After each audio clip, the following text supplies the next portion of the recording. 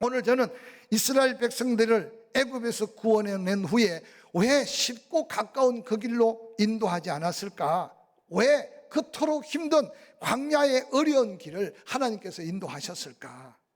오늘 먼저 이 질문 속에 우리가 말씀을 통해 깨달아야 되는 것은 이스라엘 백성들의 형편과 사정을 너무 잘 아는 하나님께서 그 길이 가깝고 그 길이 평탄하지만 그 길이 꼭 은혜의 길이고 그 길이 꼭 축복의 길이 아니라는 사실을 하나님은 아신 겁니다.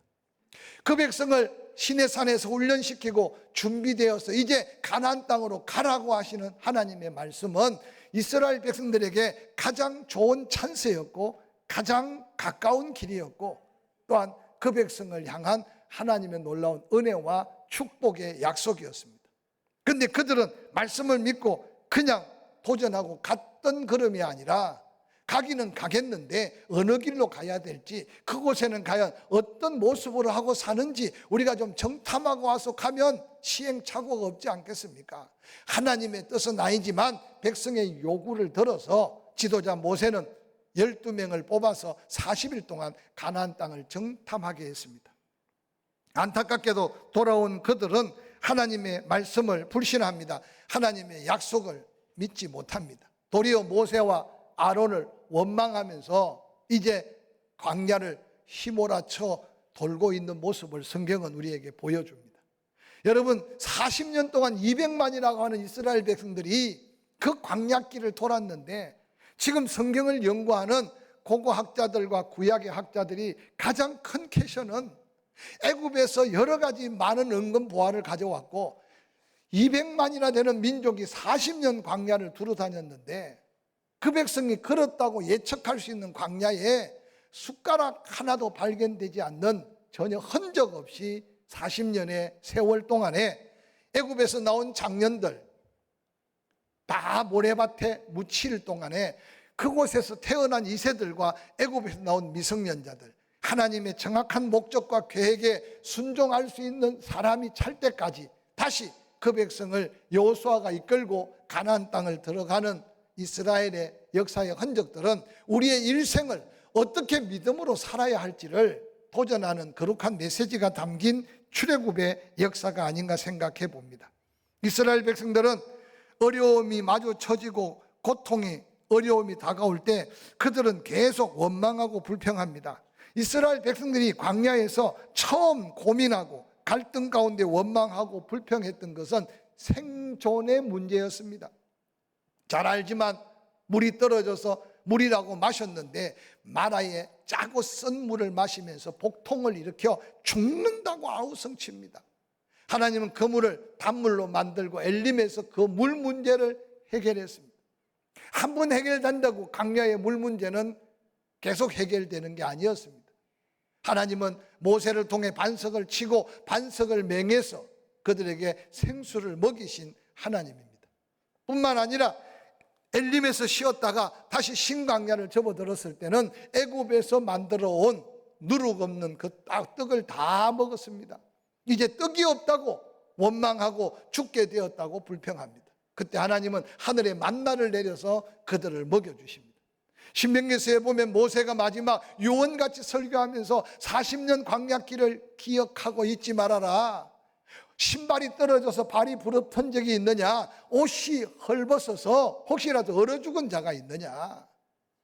떡이 모자라 굶어 죽은 자가 있느냐? 물이 모자라서 목말라 죽은 자가 있느냐? 하나님의 은혜였다는 사실을 강조하는 걸 보면 이스라엘 백성들의 생존 앞에 원망하고 불평했던 흔적들을 우리도 조금은 이해가 되지 않습니까? 그런데 오늘 함께 읽은 본문 속에 이스라엘 백성들은 또 다른 문제로 원망하고 불평하고 있다는 것을 발견하게 됩니다. 민수기 16장 1절 2절은 이렇게 기록합니다. 레이의 종손 고핫의 손자 이스할의 아들 고라와 르우벤 자손의 엘리압의 아들 다단과 아비라함과 벨렛의 아들 오온이 당을 짓고 이스라엘 자손 총회에서 택하심을 받은 자 곧 회중 가운데서 이름 있는 지휘관 250명과 함께 일어나서 모세를 거스르니라 라고 말합니다. 오늘 두 부류의 집단이 일어납니다. 레위 지파에 속한 고라와 지금 르우벤 지파에 속한 다단과 아비람 오온이 당을 짓습니다. 그리고 모세와 아론을 대적하는데 그들을 동조한 250명의 리더들이 함께 동조하고 있는 모습입니다. 그들이 문제를 제기하는 문제가 무엇일까요? 민수기 16장 8절에 보니까 모세가 또 고라에게 이르되 너희 레위 자손들은 들어라. 이스라엘의 하나님이 이스라엘 회중에서 너희를 구별하여 자기에게 가까이 하게 하사 여호와의 성막에서 봉사하게 하시며 회중 앞에 서서 그들을 대신하여 섬기게 하심이 너희에게 작은 일이겠느냐. 하나님이 너와 내 모든 형제 레위 자손으로 너와 같이 가까이 오게 하셨거늘 너희가 오히려 제사장의 직분을 구하는구나 라고 하며 모세가 안타깝게 고라 자손을 향해 책망하고 있는 말씀이 본문의 말씀입니다. 이 말씀을 한마디로 말하면 그들이 레위 지파에 속해서 성막에서 주의 일을 하며 섬기며 헌신하며 다른 사람보다 더 하나님 가까이, 다른 사람보다 더 성막에서 봉사하는 일이 작은 일이라고 왜 생각하느냐? 너희들이 생각할 때 나 모세 또한 아론 특별하기 때문에 너희들 위에 세워진 것이 아님을 하소연하지만 안타깝게도 고라 자손은 생각 끝에 교만해지기 시작해서 아니 너나 나나 뭘 다를 게 있느냐, 너는 왜 제사장이고 나는 왜 성전에서 밑바닥에 일을 해야 되느냐, 우리가 언제 너를 지도자로 삼은 적이 있느냐. 하나님의 주권, 하나님의 역사 앞에 반발하고 일어난 고라 자손의 모습입니다. 더 이어서 르우벤 지파에 속한 다단과 아비람의 주장은 무엇입니까? 민수기 16장 13절에 보니까 내가 우리를 적과 꿀이 흐르는 땅에서 이끌어내어 광야에서 죽이려 함이 어찌 작은 일이기에 오히려 스스로 우리 위에 왕이 되려 하느냐. 이뿐 아니라 내가 우리를 적과 꿀이 흐르는 땅으로 인도하여 들이지도 아니하고 밭도 포도원도 우리에게 기업으로 주지 아니하니 내가 이 사람들의 눈을 빼려 하느냐. 우리는 올라가지 아니하겠노라. 백성들의 원망의 소리를 듣고 모세가 다단과 아비람을 만나고자 하지만 원망하기를 만나기도 싫다, 올라가지도 않겠다, 네가 우리를 적과 꿀이 흐르는 땅으로 인도한다고 깨워놓고 지금 이 광야에서 우리를 죽이려고 하고 있지 않느냐라고 원망하고 있습니다. 여러분, 광야에서 원망할 수 있다고 생각할 수 있지만 그들이 지금 광야길을 걸어 유리방황하고 있는 게 모세 때문입니까? 아론 때문입니까? 어리석게 그들이 가나안 땅 가는 걸 주저하고 하나님을 불신하고 하나님의 약속을 신뢰하지 아니한 때문에 스스로 징계 속에 자처해서 지금 끝이 없는 광야길을 방황하고 있는데 그 문제의 원인을 모세에게 아론에게 그러면서 말하기를 우리를 광야로 끌고 다니면서 네가 네 혼자 출세하고 네 혼자 잘난 척하고 네 혼자 왕이 되려 하느냐고 하는 이 원망은 참으로 안타까운 원망이 아닌가 생각해 봅니다. 사랑하는 성도 여러분, 우선 고라의 주장에서 발견할 수 있는 게 뭡니까? 레위 자손으로서 여러 가지 제사의 일을 담당하는 사명 있는 자들이었습니다. 그런데 자기들이 하는 일보다 아론 제사장이 훨씬 더 멋있고 아론 제사장이 하는 일이 훨씬 더 큰 일 같이 보이는데 너나 나나 뭘 차이가 있느냐, 왜 너는 제사장이고 우리는 밑바닥에서 섬기는 그런 봉사의 자리에 있어야 하느냐, 그 말입니다. 그러면서 자기들도 제사장 되게 해달라는 이 요구는 하나님의 일하심 앞에 모세와 아론에 대한 거룩한 도전으로 하나님의 기쁨이 되지 않았습니다. 이러한 이스라엘 백성들의 모습 속에 모세는 안타깝게 이렇게 호소합니다. 민수기 16장 28절에 모세가 이르되 여호와께서 나를 보내사 이 모든 일을 행하게 하신 것이요 나의 임의로 함이 아닌 줄 이 일로 말미암아 알리라. 모세가 아무리 설명해도 아무리 하나님 마음으로 이해를 시키려고 해도 그들의 오해, 그들의 자기 교만에 사로잡혀 너나 나나 똑같은데 왜 너가 왜 아론은 제사장이 되어야 하느냐는 원망 속에 모세가 뭐라고 고백합니까? 하나님이 나를 보내사 이 일을 하게 하셨다.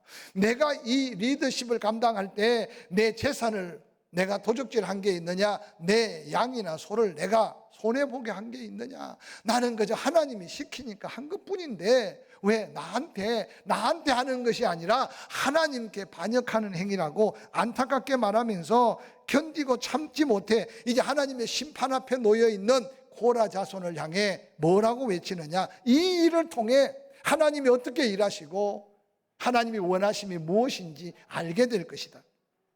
원망하고 반역한 고라 자손을 향해 여호와의 엄중한 심판이 민수기 16장 30절 이후에 이렇게 기록되고 있습니다. 만일 여호와께서 새 일을 행하사 땅이 입을 열어 이 사람들과 그들의 모든 소유물을 삼켜 산채로 서울에 빠지게 하시면 이 사람들이 과연 여호와를 멸시한 것인 줄 너희가 알리라. 그가 이 모든 말을 마치자마자 그들이 섰던 땅바닥이 갈라지니라. 땅이 그 입을 열어 그들과 그의 집과 고라에게 속한 모든 사람과 그들의 재물을 삼키매 그들과 그의 모든 재물이 산채로 서울에 빠지며 땅이 그 위에 덮이니 그들이 회중 가운데서 망하니라 라고 기록되고 있습니다. 여러분, 출애굽 사건 속에 시내산에서 그들이 바알을 숭배할 때 모세는 자기 이름을 생명 속에 지우더라도 그 생명 하나를 붙들고 얼마나 기도했습니까? 또한 그들과 함께 가나안 땅 가기 위해 모세가 얼마나 참았으며 하나님 앞에 얼마나 긍휼을 구했습니까? 하나님 뜻 가운데 다 준비된 가나안 땅을 스스로 포기하고 하나님의 주권까지 불신하는 고라 자손, 그들이 당을 짓고 하나님 앞에 대적한 그 무리를 하나님이 그냥 두실 수가 없어서 오늘 한 생명을 귀중하게 여기면서 참아 오셨던 하나님이 더 이상은 광야 40년 길을 갈 때 이러한 작태를 볼 수 없어서 고라 자손과 르우벤 자파의 그 엄청난 하나님 앞에 불신하는 자들을 한꺼번에 땅이 갈라져 그들이 다 땅 속에 묻히면서 하나님의 심판을 보게 하는 하나님의 귀한 역사를 오늘 성경은 소개하고 있습니다. 거기에 250명의 지도자들이 모세가 이야기한 대로 향로에 향을 피워 주님 앞에 나오다가 그들이 함께 불에 타 죽게 됩니다. 그 향로를 다시 편철로 만들어서 제단에 입혀놓고 이제 봐라, 하나님 앞에 거역하고 하나님 말씀에 불순종할 때 이런 꼴이 된다 하고 표를 남겼습니다. 그러면 이스라엘 백성들의 모습이 어떠해야 될까요? 그런데 안타깝게도 이스라엘 백성들은 아직도 정신을 차리지 못합니다. 이어지는 민수기 16장 41절에 이렇게 기록합니다. 이튿날, 오랜 세월도 아니에요. 이튿날 이스라엘 자손의 온 회중이 모세와 아론을 원망하여 이르되 너희가 여호와의 백성을 죽였도다 하고 회중이 모여 모세와 아론을 칠 때 회막을 바라본 적 구름이 회막에 덮였고 여호와의 영광이 나타났더라 라고 말합니다. 우리가 정말 그리스도 안에서 변화되지 않으면 시험은 끝이 없고 하나님의 아무리 강력한 역사가 일어나도 우리가 그 앞에 믿음으로 다시 한번 하나님 앞에 서지 않으면 원망은 줄을 잇고 불평은 계속 될 수 있는 환경이 우리가 살아있는 삶의 환경이라는 사실을 이 말씀을 통해 기억할 수 있기를 주의 이름으로 간절히 축원합니다. 우리 같으면 아니 그렇게 한 족속들이 한꺼번에 지진으로 묻히고 그것도 모세가 경고하고 하나님이 그렇게 심판할 메시지가 끝나자마자 땅이 벌어져 입을 벌려 그들이 지옥불에 떨어지듯이 떨어져 다 멸절당했는데 누가 그 앞에서 하나님 앞에 누가 그 앞에서 하나님의 일에 원망하고 나갈 사람이 어디 있겠어요?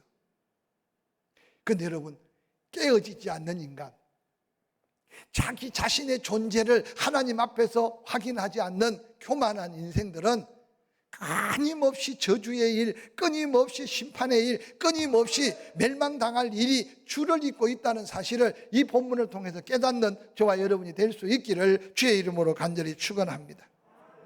요즘 매스컴을 보면요, 너무 어지러워요. 너무 어지러워. 정치는 말할 것도 없고 경제도 좌절과 절망감을 주기 위한 말이 아닙니다. 10년 전, 15년 전에 운동하다가 괴롭힘을 당한 사람 그저 글 한번 띄우면 그것이 온 세상 일파만파가 되어서 여러분, 과거를 현재로 다시 평가한다면 우리의 미래는 어디에 있어요? 저는 폭력을 옹호하는 사람도 아니고 또한 폭력을 행한 그들을 변호할 만한 위치에도 없어요. 근데 모두가 원망, 모두가 불평. 그래서 어느 날 모두가 한꺼번에 다 자신을 잃어버리고 사는, 방황하는 인류가 오늘 코로나 시전 속에 사는 인생들이 아닌가 한번 스스로 생각해 보는 기회가 될 수 있기를 주의 이름으로 간절히 축원합니다. 그들이 뭐라고 원망합니까? 33절에 회중 가운데 망한 자들인데도 여호와의 백성을 너희가 죽였다는 거예요. 모세가 그들을 죽였습니까? 아론이 그들을 죽였습니까? 근데 어느 날 원망하기를, 그들이 하나님을 대적하고 하나님 말씀에 불순종한 대가로 하나님의 심판 속에 땅이 입을 열어 그들을 다 삼켰는데, 이틀 지난 후에 그들은 또 입버릇처럼 원망하기를 너희가 그들을 죽였다는 거예요. 근데 성경은 분명히 하나님이 심판하셨다, 하나님이 그들을 망하게 하셨다고 기록하고 있습니다. 원망과 불평의 자리에 내린 하나님의 징계가 민수기 16장 49절, 고라의 일로 죽은 자 외에, 고라의 반역으로 죽은 자 외에 연병에 죽은 자가 14,700명이었다라고 성경은 기록하고 있어요. 하나님은 사랑의 하나님, 하나님은 긍휼이 풍성하신 하나님이에요. 가데사 바니아의 불순종과 그 불순종의 그 엄청난 죄를 회개하기는커녕 도리어 하나님을 향해 반역을 깨한 고라 자손들 죽은 외에 이틀 만에 다시 너희가 그 백성을 죽였다 원망하는 그들에게 연병이 돌아서 14,700명이 그 자리에서 쓰러졌습니다. 그것으로 끝난 게 아니라 하나님은 심판하시되 믿음 없어 원망하고 불평하는 그들, 나중에 불뱀까지 동원해서 그들이 다 죽어가는 40년을 하나님은 안타깝게 가나안 땅을 준비해 놓으시고 기다리셨던 하나님의 마음이, 천국 갈 백성을 향해 기다리는 마음, 이 땅에서 택한 백성들에게 약속한 응답의 약속, 축복의 약속을 지키기 위해 예비하고 우리의 믿음 있는 자리에 나오기를 기다리는 하나님의 마음이 아닌가 한번 생각해 보시기를 주의 이름으로 간절히 축원합니다. 전 세계가 지금 코로나19로 엄청난 몸살을 앓고 있습니다. 주사약을 접종하면 한 고비를 넘어갈까 기대하고 있습니다. 정부도 어쩔 수 없어서 또 경제적인 어떤 삶의 모습도 중요하니까 단계를 한 단계 낮춰서 지금 낮춰놨습니다. 과연 코로나19의 숫자가 다 잡히면 우리에게 모든 게 안정되고 우리에게 모든 자유가 주어지며 그 자유 속에 이전과 같은 우리의 삶의 자리가 주어질까요? 벌써 우리는 아직 경험해 보지도 않았지만 변이 된 코로나19가 또 계속 온 세상에 지금 판을 치고 있습니다. 이번에 주사를 맞는 것으로 우리 인생의 면역체가 다 생겨나는 게 아니라 어차피 우리 인생은 끊임없는 사고와 질병과 광야의 고통을 함께 누리고 살아야 되는데 뭘 바라보느냐에 따라서 그게 감사가 될 수 있고 그게 원망과 불평이 될 수 있고 그 광야가 축복이 될 수 있고 그 광야가 저주가 될 수 있음을 오늘 이 광야 속에 이스라엘 백성들의 모습을 통해 우리의 모습을 다시 한번 발견하고 우리의 삶의 위치를 다시 한번 경험하는 저와 여러분이 되기를 주의 이름으로 간절히 축원합니다. 그래서 이스라엘 백성들에게 하나님은 새로운 사건을 준비합니다. 민수기 17장 1절 모세에게 말씀합니다. 이스라엘의 각 지파대로 지팡이 하나씩을 준비해라. 특별히 아론의 제사장권에 대한 도전하는데 레위 지파는 아론의 이름으로 지팡이를 준비해라. 그 지팡이에 생긴 일로 이제 하나님이 원하시고 기뻐하시는 일이 뭔지 하나님 너희들 앞에 다시는 원망을 그치게 하고 이제 원망을 그치는 즉시 죽지 않게 하기 위한 하나님의 놀라운 은혜의 처방이 바로 지팡이의 사건이었습니다. 모세가 말한 대로 모든 지파가 지팡이 하나씩 12를 준비했습니다. 그리고 여호와 회막 언약궤 앞에 세워놓았습니다. 이틀이 지난 후에 지팡이를 바라보고 나아가는데 놀랍게도 다른 11지팡이는 여전히 말라 비틀어진 그 지팡이인데 그들이 그렇게도 불만스럽고 원망했던 아론의 지팡이는 우미 돋고 싹이 나고 꽃이 피고 살구 열매가 맺혀 있었습니다. 민수기 17장 10절은 그렇게 말합니다. 아론의 지팡이에는 정극기 앞으로 도로 가져다가 거기 간직해라. 반역한 자에 대한 표징이 되게 하여 그들로 내게 대한 원망을 그치고 죽지 않게 할지니라 라고, 원망에 대한 마지막 처방일 수 있는 아론의 싹이 나고 꽃이 피고 열매 맺은 지팡이를 하나님은 보여주셨습니다. 그 지팡이가 주는 영적 의미가 무엇이겠습니까? 누구나 다 그 지팡이 다 말라 비틀어져 죽은 지팡이입니다. 지팡이 속에 아무 생명 없어요. 아니, 지팡이 속에 아무 능력 없어요.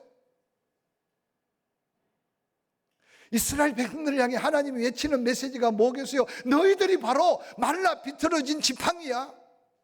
스스로 아무것도 할 수 없어. 내가 택했으니, 내가 지켜줬으니, 내가 인도했으니, 내가 함께하니 너희들이 하나님의 백성이야. 아론 그가 레이지파로 야곱이 자기 아들들을 때로 축복하고 저주할 때 세겜의 사건으로 야곱은 마지막 죽으면서 레이지파를 축복하지 않았어요? 저주했어요. 아론이 너희들보다 잘나서 그가 쓰임받은 게 아니라 내가 아론을 붙잡고 쓰기 때문에 그래. 사랑하는 성도 여러분, 아론의 지팡이에 우미 돋고 싹이 나고 꽃이 피고 열매 맺는 그 사건으로 하나님이 하나님 되심을 하나님이 선포하고 이스라엘 백성들을 향해 자기 자신을 바로 깨달아 알 수 있도록 선포한 이 말씀이 오늘을 향한 우리에게 주는 메시지가 뭐겠습니까?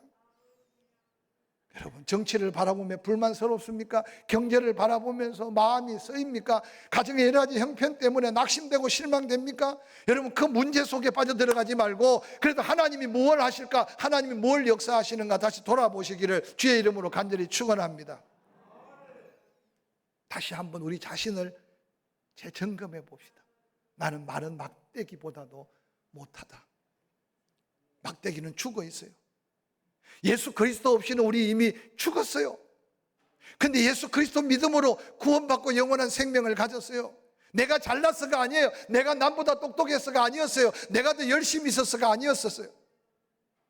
나의 나됨을 잃어버리는 순간 하나님도 보이지 않고 하나님의 일에 무관심할 수밖에 없는 이 시대를 향해 오늘 아론의 지팡이에 싹을 틔우실 때, 꽃을 피우실 때, 열매를 맺게 하실 때 아론이 딴 사람보다 위대해서가 아니야. 내가 붙들어 쓰면 되는 거야. 내가 살리는 하나님이야. 내가 되게 하신 하나님이야. 내가 고치는 하나님이야.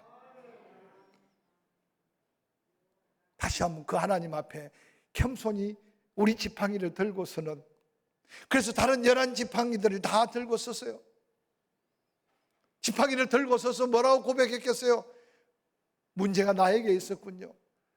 하나님 은혜 없이면 살 수 없군요. 하나님이 생명 주시지 않으면 살 수 없군요. 하나님이 지켜주시지 않으면 살 수 없군요. 이 고백이 하나님이 우리에게 요구하는 고백이 아닐까 생각해 봅니다. 출애굽 여정 속에 모세가 뒤에는 애국 군대, 앞에는 홍해 바다, 하나님이 어떻게 해야 될지 가르쳐 주지 않으니 부르짖고 있는 모세에게 모세야 모세야 왜 부르짖고 있느냐? 내 손에 있는 게 뭐냐? 하나님이 함께하지 않을 때는 자기 스스로도 몸을 지탱할 수 없는 지팡이였어요. 개우 양 한 마리 건져낼 수 있는 지팡이였어요. 그런데 어느 날 그 지팡이 하나님이 함께하니까 모세야 네가 뭔가 하려고 그러면 아무것도 할 수 없어. 내가 할 거야. 홍해 바다를 가르쳐. 내가 홍해 바다를 갈라놓을 거야. 모세의 손에 들려있는 지팡이를 가리키는 그 순간 홍해 바다가 갈라졌던 그 지팡이는 지팡이의 능력이 아니고 모세의 능력이 아니고 절대 전능하신 하나님의 능력임을 믿으시기를 주의 이름으로 간절히 축원합니다. 아무리 외쳐도